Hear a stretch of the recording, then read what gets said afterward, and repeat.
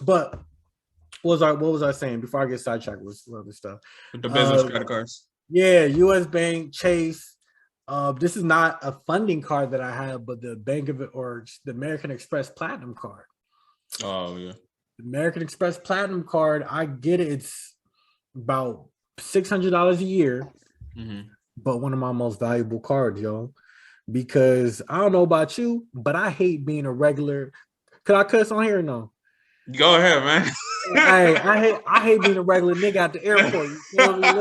I like coming in feeling like I'm that nigga, right? So Yeah. too many times I've been at the airport stuck like scrunched together, waiting for sitting Yeah. in these hard chairs, waiting for my plane, Yeah. not being able to find food, Mm-hmm. bored, uncomfortable if I'm sleepy. I Mm-hmm. can't.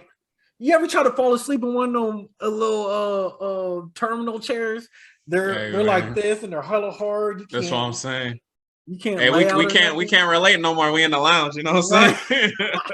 But with this American Express Platinum card, you now have access to the exclusive luxury airline lounges, yo. Mm-hmm.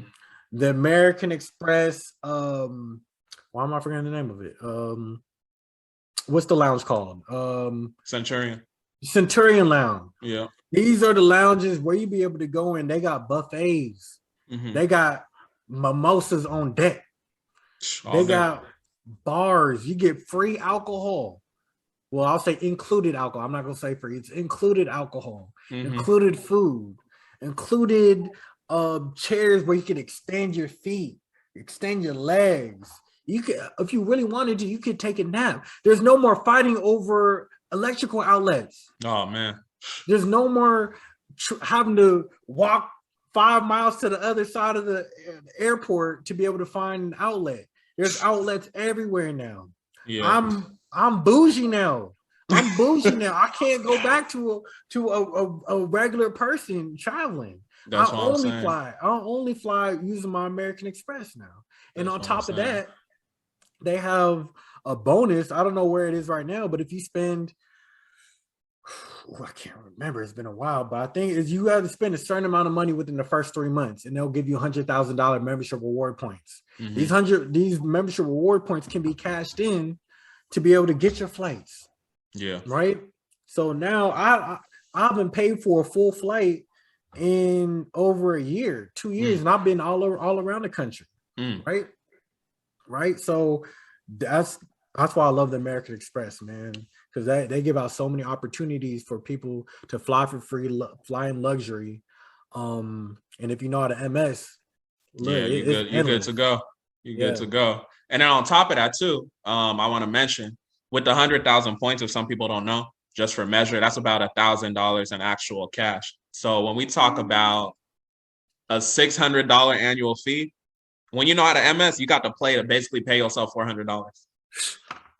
So it's like Dang, you getting paid to get the card. You know what I'm saying? dang, bruh. This is the magic, man. This is Yeah, the magic, bro. Look, tap into this podcast, bro. He's dropping all the definitely. game, bro. Hey Never, man, no, never hey, pay it's for a about flight. you. Yeah, Huh? definitely. I said it's about you dropping the gems. So go ahead. Hey, but look, no, for real, for real. Look, I'm trying to tell you, if you know how to MS, you know how to do all this, you do not need to pay for a flight again, man. Yep. Unless you want to go a different route, go to a different airline or do something special, you do not need to. Mm-hmm. Okay, so before we transition into like the closing questions, I just want to ask, let's say someone they listen to the whole podcast, they hear like, okay, I got to do my personal, I got to do business structure and everything. What's maybe the number one thing you would say they should execute as a result of listening to the podcast? Like what Sound do they have to do literally right as we end the episode? Start a business, credit LLC, Okay. credit LLC, credit Okay. LLC, because whether your personal credit right is good right now or not, the older age your business, the better. Right? The older age the business, the better. When you go to these banks, start an LLC and then get a bank account immediately. Okay. Whether you have a business idea or not, start right away. Because when you do get your personal credit right, you can go to the banks and they're going to see, oh, this person has had this business for 2, 3, 4 years already. Trust him a little bit more. He's a little bit more established. I'm gonna give him a little bit more money, right? I'm gonna give him a little more money based on that. Of course, they're still gonna be heavily looking at your personal credit, but they're gonna give you a little bit more leeway because you got an older business, right? And there's actually banks out there, they won't even allow you to apply for a credit card unless your business is 2 years old. Right. So let your business age. Give it a head start by starting now. Open it up, let it age. So when you are ready to apply for the business credit cards, you're already in position, man. Start it right away. Okay. So I know people are thinking like, okay, my business has to be at least 2 years old. You spoke about, you had a business that was only a few months old and you got funding. Can we talk about like the finesse around getting around that 2 years? Maybe age corporations, touch on that as well. Yeah. So, man, how did I forget, man? So I meant to on the Wells Fargo play. Okay. The Wells Fargo play, I forgot to mention. Your business should be 2 years old. Oh, gotcha. Okay. I forgot to mention your business should be 2 years old. And for me, I actually had an aged corp. I had an aged corp that was aged 20 years. Okay. But it does not need to be 20 years old. I have a friend who has a business it was literally only 2 years old, and she went ahead and got approved for the same $15,000 no hard inquiry. So I would say make sure that your business is at least 2 years old. But there's people out there who sell aged corps, right? So they take over LLC's businesses that were initially originated hella long ago, right? So for me, I bought one that was originated in 2002, right? So I bought the rights to be able to own that, right? It was filed and re-registered in Colorado in my name, right? All I had to do was get a new virtual address. I think I kept the same name, and now that business, the LLC, well, I'm the owner of that business, right? So now I can go to the banks, or I can go to a Wells Fargo, and they see, oh, this business is 20 years old. Now I'm going to put the bank is going to put 20 years old into their automatic underwriting system, and it's going to shoot an output. And a lot of times, the age of your business plays into a part how much you're going to be able to get funding, right? So age corps, it is a hack. However, it is not a replacement for building your business credit. If you want to go to business credit rights on your based solely on your EIN, you would still need to build out your LLC. And I'm not the specialist to talk about that because I haven't done it myself, but I know there are people out there who buy these aged corps and have them built out, so they already have long ages of business credit solely based on their EIN already. Okay. And that's how I found out that there's people out there who are using stuff like that to be able to get exotic cars. Like I just heard about a podcast the other day about this girl. She got a she got a Rolls Royce. She got a Rolls Royce because she got a 20-year-old aged corp. And I was already built out, and she did not have. There was no PG, no PG at all. So that's the power of age corps that's already built out. Definitely. Okay, let's touch on that age corp. So I'm just kind of curious. So you got one that was 20 years old. You go into the bank. You're young. Are they thinking like what? Yeah. Like what's going on over here? Is it his parents or business? Like how did that go? And I knew they was gonna ask about that. I said it was just passed down from my parents. That's all. Okay. So you already had that ready. Yeah. Okay. Yeah. So yeah, I got I tell them that it's passed down. What else? Yeah, because I told them my family's been in the business forever. However, I've come of age and they decided to pass it on to me. Okay, most definitely. And they didn't give you any drawback on that? They don't care, man. They just trying to there are a lot of these bankers, they're paper pushers. Yeah. They really don't give them as much respect as a lot of people give them too much respect. As in they a lot of them, they don't know anything about bank business credit or anything. I Yeah. remember as I went in there and I asked them one time, it's like, yo, do what I say? Um which credit bureau does it pull from? I think I went to Chase and they said, oh, just to ask to see if they knew. They said, oh, all of them. And I said, what? And I said, oh, this is all. He said, oh, yeah, they pulled for all three. Then she said, he said, are you sure? So I think, oh, hold on, let me call somebody right now. Oh man. And they said, oh, I think it's Experian. I said, oh, okay. And then I remember asking another person with Wells Fargo about, oh, does your secured card report to Dun and Bradstreet? And they said, what is that? Oh man. And I said, wow, okay. So Yeah. I realized these bankers, the ones that you see at the branches, they know how to do their job. And they know how to paper push. They know how to answer the frequently asked questions. Mm-hmm. And that's it. Because at the end of the day, they're not even the ones who decide whether you get approved or not. Yeah, that's the underwriters. It's the underwriter, right? Yeah. So they just out here doing their job, and that's all they care about.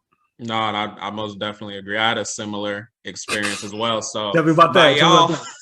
Y'all listening to the Cap podcast, man. Y'all know more than these banks, right? I had someone trying to tell me that Key Bank was a hard inquiry, but it's a soft inquiry on your Equifax, basically. So I just kept asking just to see what they knew, and they didn't know. So I definitely agree with what you saying. That's a fact. They don't be knowing. They really don't. Like, don't really be intimidated by them, bro, because they really don't know, man. Yeah, it's crazy. So it's always hilarious because you can even go in them and talk around them, and they're trained to act like they know everything. They're like the geniuses and stuff like that. But listen to podcasts like this, doing your own research, doing a simple research as in even knowing the business credit bureaus, you're automatically know more than what they know. Oh yeah, bro didn't know what Dun and Bradstreet. Oh, that's crazy. Yeah, he said, "What is that?" Right. he said, "No." He said, "I do no." And I had another lady. She said, "There's no such thing as business credit bureaus. They got Equifax, Experian, and TransUnion." And at that point, I was like, I'm not gonna argue with her, but I said, okay, for sure, okay, that's cool. Yeah, definitely. Okay, I still want to stay on the age corp. So the 20 years that you got, how did you go about that process? Like, how do you make sure you don't get finessed? Because I've been hearing about some people that they might get finessed. Maybe the business had taxes or something. Like, how do you go about that process? A person I got it from was actually my mentor, and I'll probably advise somebody to like do research. But I think I was early on in the game, and I trusted him, and he was selling them, and he never let me down. So I went ahead and go in and bought him. So I'm probably not the right person to ask about that. But I'll say definitely do your research. It didn't come with any tax returns. It didn't come with anything. It just came with the articles of organization. I had to go apply for a new EIN. It didn't come with the EIN. I had to get a new address. And everything on their side was just transferred over to my name. So everything I couldn't tell you much about it. I just know it worked for me. It got me that $15,000, 0% interest. And now I'm going to be traveling the East Coast and running that play. Okay. Yeah, most definitely. If anything, make sure you build connections, get with the mentor. Maybe the mentor can help you as far as that goes. Do your due diligence, do your research. And if I come across a connect again who's selling them, especially if they're built out, then y'all the first people I'm going to let know. Okay, most definitely appreciate that. Before we actually transition into like the final quick round and final questions, where do you see yourself in, like, let's say 5 years? 5 years. I want to be able to grow this business. So you want? I will grow this business. I bet. Thank you. I will grow this business to a point where this is not. A lot of my business is online right now. The people who know me are my followers in my media community. It's a shame that I'm so active on social media. People know me from across the country, but my backyard doesn't even know what I do. Right. So my goal is I will be speaking at events speaking at schools, speaking at specific Black empowerment conferences, events, to teach people about this pathway to getting funding, Dope. pathways to building their credit, because there's so many times where we're left out of stuff like this and the information is not readily available. So I'm showing people that it is possible. So I'm going to be able to grow to that point. I'm not going to work in the business. I'm going to where my focus is removing myself, building up my team to be able to handle everything on their own, right? And I will be developing property on specifically in the South for in developing affordable housing. That's my ultimate goal. Oh, dope. Okay, I respect that.